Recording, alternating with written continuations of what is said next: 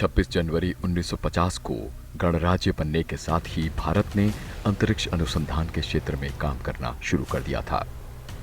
अंतरिक्ष अनुसंधान के लिए 1962 में वैज्ञानिक विक्रम साराभाई ने Indian national committee for space research की स्थापना की।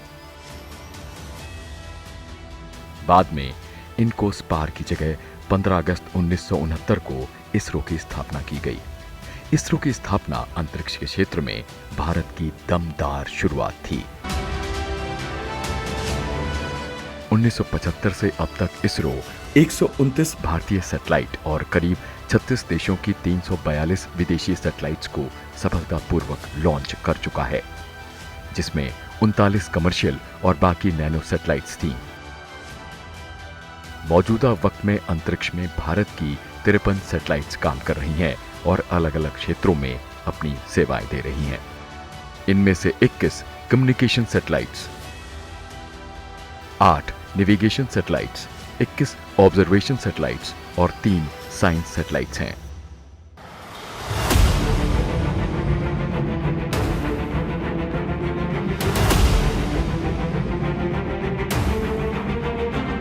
देश का पहला उपग्रह आर्यभट्ट था, जिसने तत्कालीन सोवियत संघ की सहायता से 19 अप्रैल 1975 को पृथ्वी से अंतरिक्ष में भारत के सपनों को उड़ान दी थी।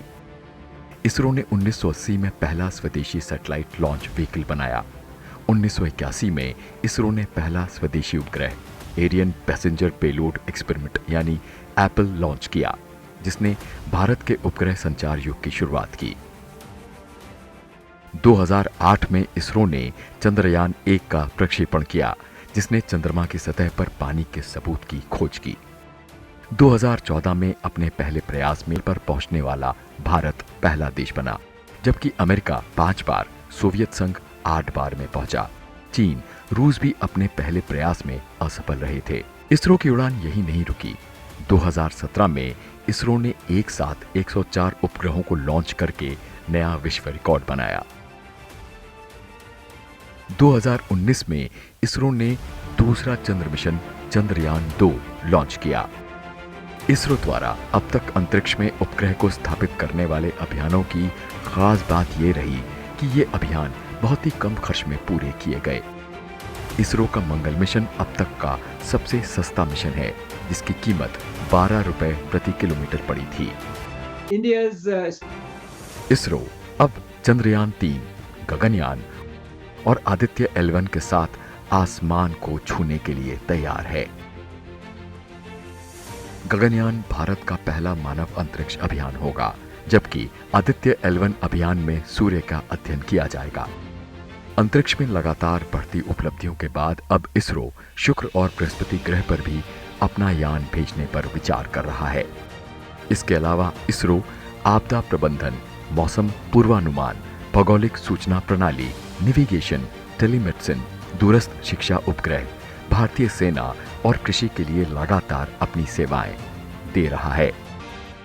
इसरो आज न सिर्फ भारत के लिए बल्कि दुनिया के दूसरे देशों के लिए भी लॉन्चिंग पैड बन गया है। अंतरिक्ष विभाग की साल 2021-22 की वार्षिक रिपोर्ट बताती है कि भारत ने अभी तक 60 देशों और 5 बहुराष्ट्रीय निकायों के साथ अंतरिक्ष सहयोग संबंधी समझौतों पर हस्ताक्षर किए हैं, जिसमें नासा और इसरो का सिंथेटिक अपर्चर रेडार यानी निसार अभियान भी शामिल है। रूस के साथ भारत गगनयान अभियान में सहयोग ले रहा है। इसरो और रशियन एकेडमी ऑफ साइंसेज अंतरिक्ष शोध में एक दूसरे का सहयोग कर रहे हैं।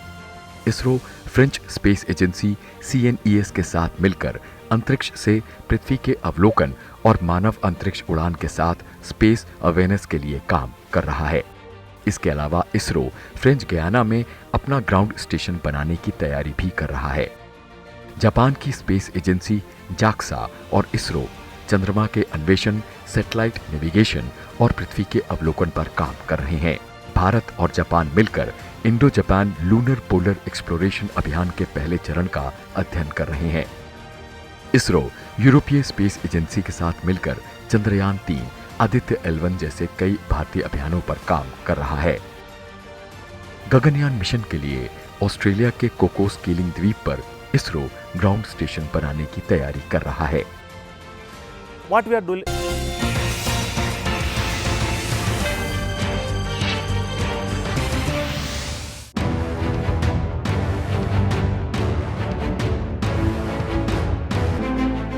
15 अगस्त 1947 भारत ने ब्रिटिश साम्राज्य की बेड़ियों से खुद को मुक्त कराया और एक स्वतंत्र, स्वावलंबी और आत्मनिर्भर राष्ट्र रूप में अपनी विकास गाथा लिखी।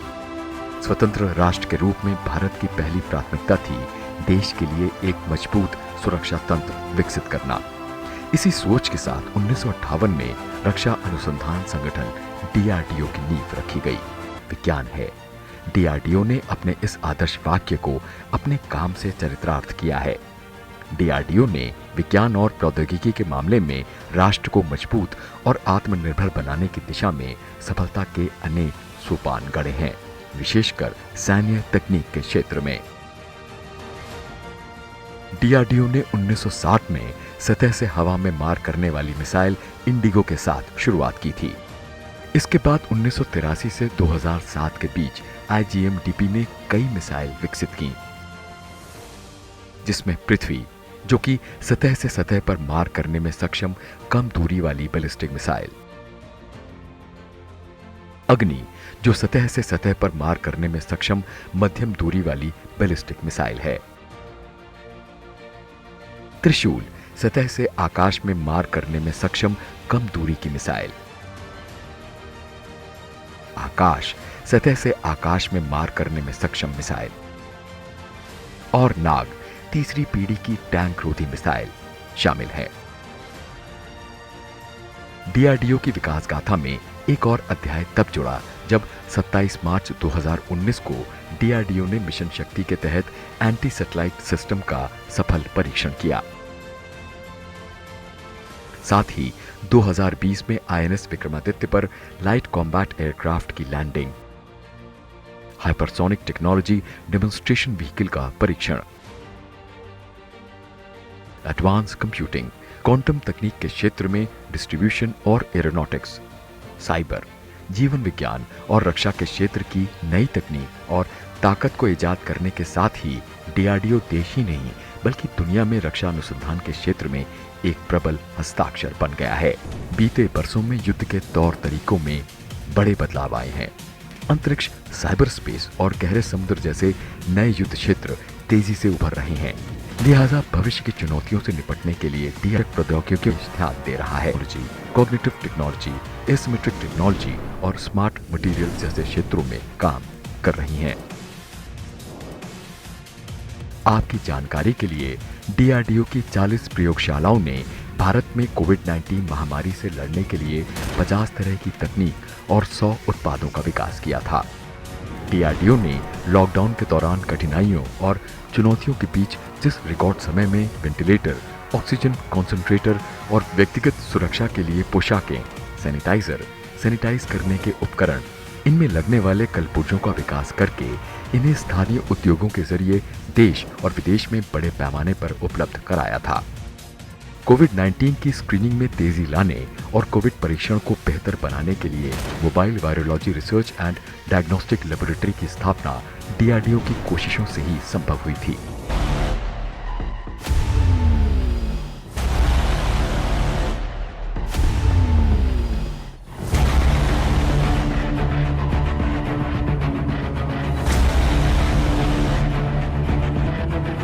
आज देश का मंत्र है make in India, make for the world. आज भारत में निर्मित स्वदेशी लाइट कॉम्बैट हेलीकॉप्टर्स, ड्रोन्स और इलेक्ट्रॉनिक वॉरफेयर सिस्टम हमारी सेनाओं की शान है। ये लाइट कॉम्बैट हेलीकॉप्टर करीब 16,500 फीट की ऊंचाइयों पर उड़ान भरने में सक्षम है, जो नए भारत की ताकत और आत्मनिर्भर भारत की उपलब्धि है। DRDO ने हथियार प्रणालियों के डिजाइन, विकास और उत्पादन के जरिए दुनिया में अपनी मजबूत उपस्थिति दर्ज की है, जिसका नतीजा है कि भारत अब रक्षा उपकरण निर्यात करने वाले शीर्ष 25 देशों में शामिल हो गया है। बीते 5-6 सालों में डिफेंस एक्सपोर्ट में हमने 6 गुना वृद्धि की है। आज हम 75 से भी ज्यादा देशों को made in India defence equipments और सर्विसेज दे रहे हैं।